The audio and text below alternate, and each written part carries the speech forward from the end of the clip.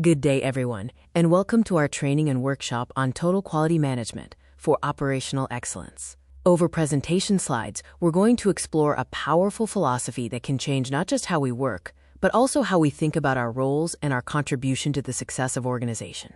Let's formally define root cause analysis. This is the core of effective problem solving. What it is. RCA is about looking past the visible symptoms, the leaves of the tree, and digging down to find the fundamental underlying root cause of the problem. We're not just fixing what's broken, we're figuring out why it broke. Why do we use it? The reason is simple and powerful. By eliminating the root cause, we prevent the problem from ever coming back. But if you remove the root, you solve the issue permanently. So how do we make employee involvement a reality? The primary method in TQM is the quality circle. Quite simply, a quality circle is a small group of employees from the same work area who volunteer to meet regularly. Their mission is to identify, analyze, and solve the problems they face in their own jobs. This isn't a top-down task force. It's a team of experts focused on their immediate work environment. And why is this so powerful? Because it directly empowers frontline employees. It gives them the structure, the tools, and the authority to improve their own processes from the bottom up. Instead of just complaining about a problem, they are given the means to solve it. This is the engine that drives continuous improvement and builds a true culture of quality. We've established that a quality circle is the team that drives improvement from the ground up. They follow a structured 7-step problem-solving cycle. It starts with Step 1, problem identification, where the team simply brainstorms the frustrations and challenges they face every day. This list comes from their own experience. But the real analytical work, the heart of the process, happens in the steps we have highlighted here. Steps 2, 3, and 4. This is where we move from a list of complaints to a focused, data-driven investigation. Let's break these down. First, Step 2, problem selection and definition. A team might identify 20 problems, but they can't solve all of them at once. This step is about prioritizing. Using data or a simple voting method, the team selects one specific, manageable problem to tackle. They then create a very clear problem statement. It ensures everyone on the team is focused on solving the exact same issue. Next is Step 3, problem analysis. Once the problem is defined, the team becomes detectives. This isn't about opinions or gut feelings. It's about gathering facts and data. They might use a flowchart to map the current process, or a check sheet to count how often the problem occurs. The goal here is to understand the what, where, and when of the problem before you even think about why. This leads us to the most important step of all. Step 4, root cause analysis. This is where we stop fixing symptoms and start curing the disease. The goal is to answer the question, why is this problem happening? This is where we will use the powerful tools we're about to learn, like the fishbone diagram and the 5 whys, to dig down past the surface and find the underlying cause. Only after this rigorous analysis does the team move on to the later steps, generating solutions, getting them approved, implementing them, and monitoring the results to ensure the problem is solved for good. Remember, a brilliant solution for the wrong cause is useless. These 3 highlighted steps, selection, analysis, and root cause, are the foundation that ensures the team's hard work leads to a real, lasting improvement. After a quality circle brainstorms a long list of problems, the next critical step is problem selection. You can't solve everything at once, so you need to choose wisely. What it is, this step is all about prioritizing. It's where the team decides which one specific issue they will focus their energy on. The goal, the aim is to select a problem that is both meaningful and manageable. As the criteria on the left show, it needs to be relevant and significant, but also small enough to be solved by the team. You want to pick a problem where you can make a real impact. How we do it? This isn't based on guesswork. We use tools to make a data-driven choice. We can use a Pareto analysis to see which problem occurs most frequently, or data from check sheets. A simple team vote can also be used to build consensus. Once the problem is chosen, the team creates a clear, written problem statement. This ensures everyone is perfectly aligned before the analysis begins. The next tool in our kit is the Pareto chart. This is one of the most powerful tools for prioritization. What it is, a Pareto chart is a special kind of bar chart that helps us visualize the 80-20th rule. This rule states that in many cases, roughly 80% of the problems come from only 20% of the causes.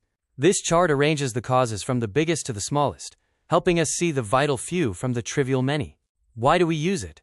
It's simple, to focus our limited time and resources where they will have the biggest impact.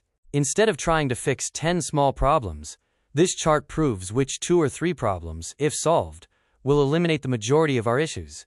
It allows us to be strategic and efficient in our problem-solving. Art. Once we've selected our problem, we move to step 3, problem analysis. This is the detective phase. What it is. This is where the team gathers facts and data to fully understand the current situation. We're not looking for causes yet. We're just trying to get a clear picture of the problem. A key part of this is mapping the process to see where the actual pain points are. The goal. The goal is simple but crucial: to analyze the problem with facts and data, not opinions. We want to know exactly how big the problem is, where it happens, and when it happens. Tools used. To do this, we use simple data gathering tools. A flowchart helps us visualize the process. A check sheet helps us collect data on how often the problem occurs. And a histogram can show us the distribution of that data, like how long the waiting times are. This step ensures that when we start looking for causes, we are working from a solid foundation of facts. The next tool we'll use for analysis is the flowchart. What it is. Simply put, a flowchart is a visual map of a process. It uses standard symbols to show the sequence of steps, decision points, and the overall flow of work from start to finish.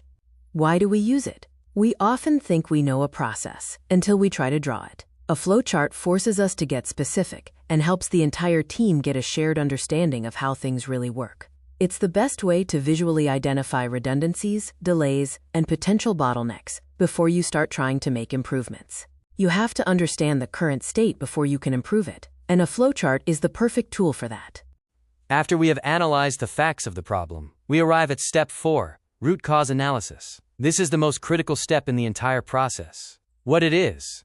This is where we stop looking at what is happening and start digging deep to find out why it is happening. We are moving past the surface-level symptoms to find the single underlying root cause. The goal. Our goal is to definitively answer the question, why is this problem happening? If we fix the symptom, the problem will come back. If we fix the root cause, it is solved for good. Tools used. To do this, we don't guess. We use structured tools. We'll use the fishbone diagram to brainstorm all the possible causes. Then, we'll use a simple but powerful technique called the 5 whys to drill down on the most likely cause and find its true origin. This step requires discipline, but it ensures our solutions are effective and permanent. Once we know our problem, we need to explore all the possible causes. For this, we use the fishbone diagram, also known as a cause and effect diagram. What it is. This is a structured brainstorming tool that helps a team visually map out every potential root cause of a specific problem. The problem itself is the head of the fish.